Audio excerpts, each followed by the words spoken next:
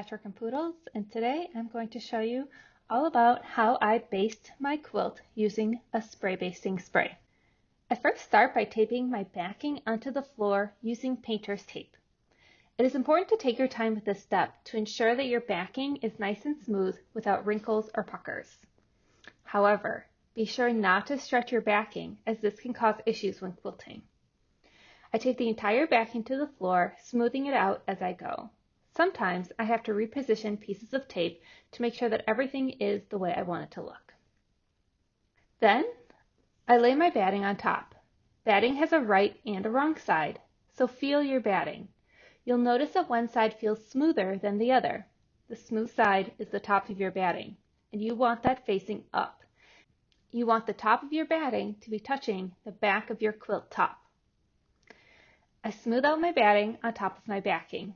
This doesn't have to be perfect since we haven't applied any basting spray yet, but I like to get my batting close to where I want it to be in the end.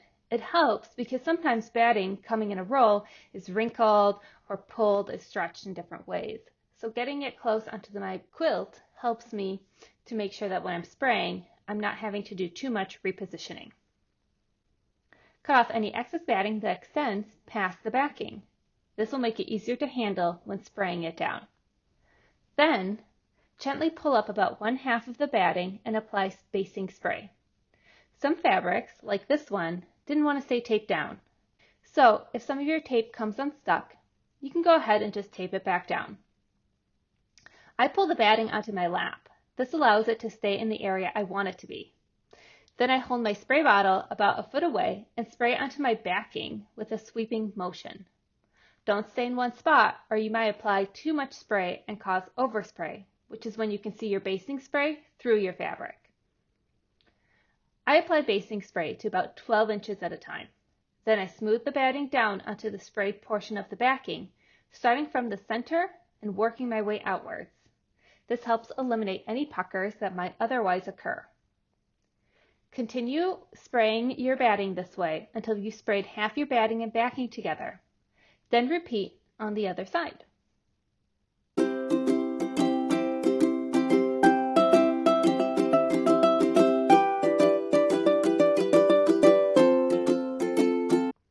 Now we'll add our quilt top. We're going to do a similar process where we first position our quilt top to the batting without any spray. Line up your quilt top and look to ensure that it is straight and in line with your backing. I like to smooth my quilt top down starting from the center and working outwards, always being careful not to warp my top in the process. We're going to repeat the process that we did for spraying the batting to the backing.